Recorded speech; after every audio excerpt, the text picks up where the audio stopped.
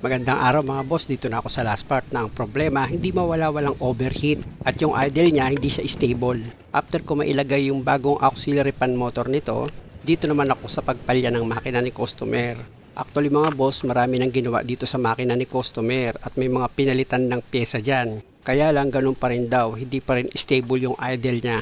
Kaya nga yung dalawang problema na yan, yung overheat at saka yung pagpalya ng makina, ayan yung sinadya sa akin ni customer. Na sana lang maawa sa akin ng Diyos, tulungan niya ako na magawa ko itong sasakyan. Dahil nga sa una at pangalawang pagsubok na ginawa ko dito sa sasakyan ni customer, hindi ko nakuha yung palya, nagpabili ako sa kanya ng air filter, bago yan, yung nilagay ko. Tapos 4 na spark plug, ang pinalagay ko yung original na.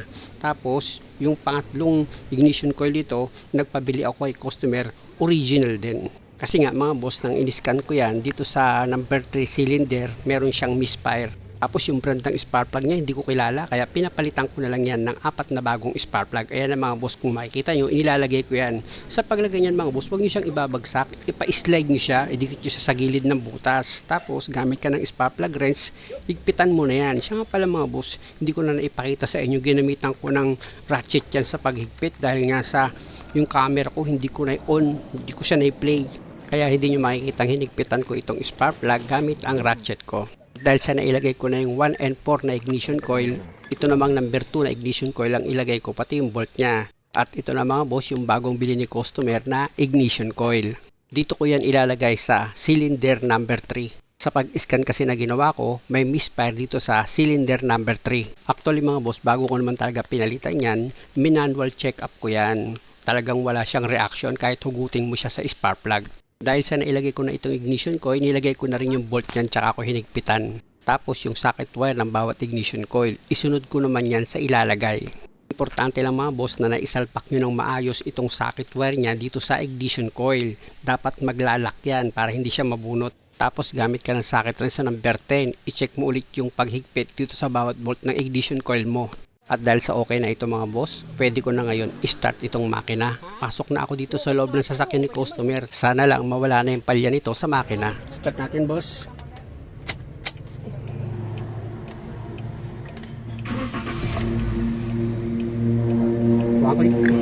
Yun mga boss, mukhang okay na itong sasakyan ni customer. Nag-steady na yung idle niya at hindi na siya palyado. Kaya lang, dahil sa dami ng pinalitan dito sa sasakyan ni customer, nakaramdam ng panghihinayang yung mag-asawa dahil nga sa nagkanda utang-utang sila. Kaya naman pala na ano yung radiator dahil nga mahina na yung pad, pumutok ng radiator. May butas talaga yung radiator. Tapos yung water pump, tagas na rin pala yun.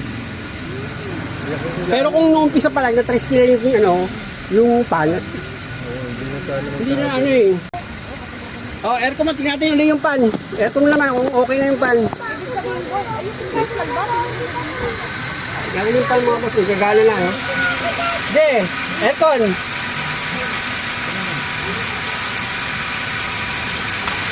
Yung, na. Hindi dapat kalakas.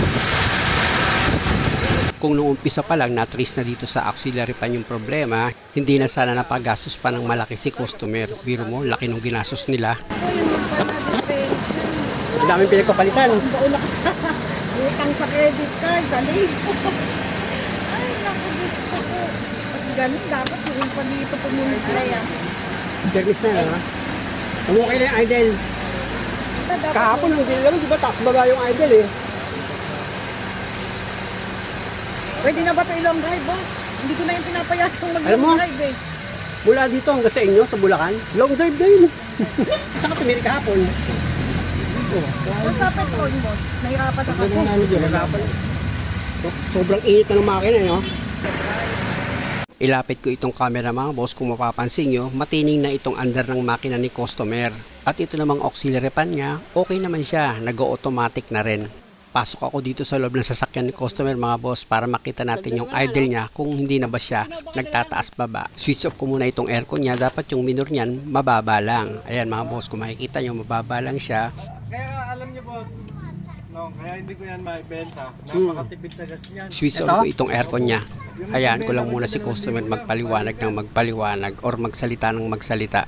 Kung mapapansin nyo yung idle niya mga boss, pag naka-aircon, Napakabait na niya mga boss, hindi na siya nagbabait-baitan, mabait na talaga, hindi na magalaw eh. Ang gagawin ko naman dyan mga boss, isi-switch off ko itong aircon niya, ayan. Dapat mga boss, bababa yung minor. Ayan na mga boss, kung makita nyo, di ba? Bumaba na yung minor niya.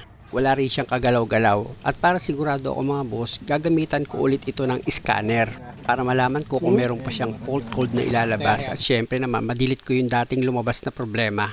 Switch off ko itong makina mga boss, tapos i-on ko yan. At gamit itong scanner ko, punta ako kung saan gawa itong sasakyan, tapos yung kung anong brand itong sasakyan, at syempre naman higit sa lahat yung model niya at makina. Pag okay na, wala nang paligoy-ligoy mga boss, i-quick test ko na yan para mas mabilis. Sabi ko nga kay customer, pag nagkaroon pa ito ng kaunting palya, importante na ma-drain niya yung gas tank niya. At itong muffler niya, meron siyang ingay, kaya kailangan ma-check yun. At dahil sa naka 100% na yan mga boss, ilagay ko yan sa report para ma-delete ko itong dati niyang problema.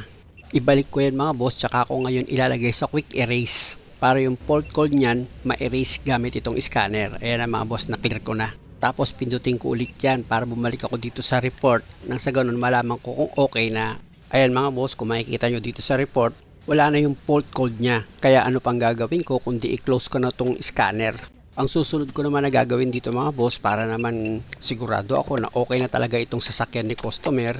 Importante na mag-road test kami para malaman ko kung wala na ba itong palya sa makina. Pangalawa, hindi na ba siya mag-overheat. Alam nyo mga boss, sa pag-road test na ginawa namin ni customer, hindi namin napag-usapan itong ginawa ko eh. Ang pinag-uusapan namin yung ginastos niya, nangihinayang daw kasi siya. Hindi man na sinabi na yung palitan namin. Nadamay tuloy yung mga ibang bago. Oo, sobrang init yan eh. Sobrang init. Yun nga ang pakiramdam ko. Sinabihan ko nga si customer na sa susunod, wag sila basta-basta pupunta. Iniisip ko kasi paano kung wala ako, dinasayang lang yung pagod nyo. Eh sa totoo lang, nagkataon lang naman talaga na tumaas lang yung dugo ko, kaya nasa bahay lang ako nung panahon na yon. Pero pag okay yung kondisyon ko, hindi nyo ako maaabutan sa bahay. Sa Wigo, talaga naghanap ako ng comment. Saan yung location nyo po? Yan naman nabasa mo yung JDN. Hindi, nabasa ko po yung Petron Tipas. Malapit kami doon sa Petron Tipas. Ayun. Tara, punta natin sa Petron Tipas. Sumugal na kayo. Sumugal na po kami. Makita nyo ako tindi, ganun. Opo. Tapos ang siguro... Kung hindi nyo na sa akin sinabing tumirik kayo, naka, hindi talaga ako makakapunta. Dahil... Wala, hindi na po mahatak eh. Hindi kami makaka-uwi. Kaya sinabi nyo, tapos sinabi nyo pa, Bulacan pa kayo, kaya wala na to. Kahit na taas ng dugo ko, 160. Kasi ako nakakagalitan ng mag-ina eh. Kasi syempre ganun. yan, yung gastos. Oo, nagkadautang-utang na nga daw si ma'am eh. Laki na Bino mo, kada isang 3,000. Bawat scan bayad, 1,500. 1,500. Grabe naman yun. Kaya nga Ano yung kada backjob, ini-scan nila. Oo, i-scan. Tapos bayad ulit na 1,500. Sabi ko, kuya, huwag naman ganun eh. Sobra naman yun. Hiningi ko na nga lang na free pagkabit ng spark plug. Baka naman kasi ako. May bayad pa rin. Meron, 500 na lang. Sige ka. Anak, tending ako. Grabe no? Yan, nangyari. Wala, okay na. Hindi na naglalaro yung idol niya, no? Wala.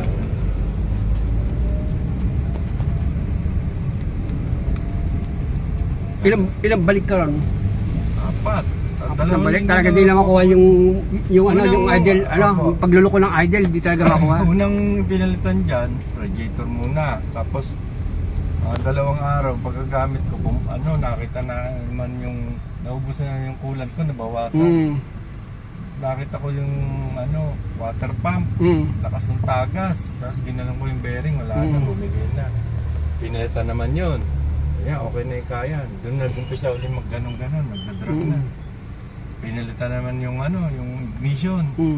Ganun pa Tapos rin. nilinis ulit yung throttle body. Ganun pa rin. Sabi niya, palitan mo na lahat. Ignition. Pila lahat. Sabi ko, kuya, medyo mahal yun. Baka pwede patingnan yung spark plug. Sabi niya, ibang bayad na naman yun. Naku. Grabe, no? Magkano isang ignition ko mo? 3.2. 3.2, biro. Ayaw pa niya yung local. Meron local na 1.7 daw. Oo. 3.2 pa, original pa. Oo.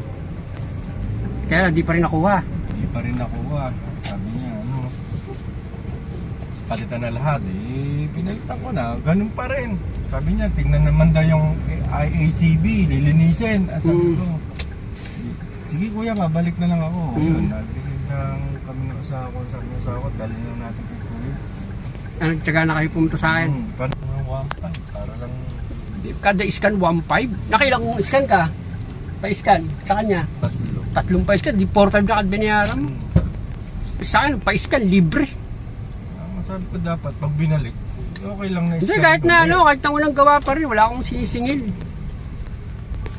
Okay na? Okay na po. Okay. Muli mga boss, maraming salamat sa panonood. At sa mga naging concern sa karamdaman ko, okay na ako mga boss, maraming salamat sa inyo. Pagpalain nawa kayo ng Diyos at sa bawat video na ginagawa ko, sana nakakakuha kayo ng idea. At kung maaari, huwag niyo naman sanang kalimutang mag-subscribe sa channel ko. Maraming salamat.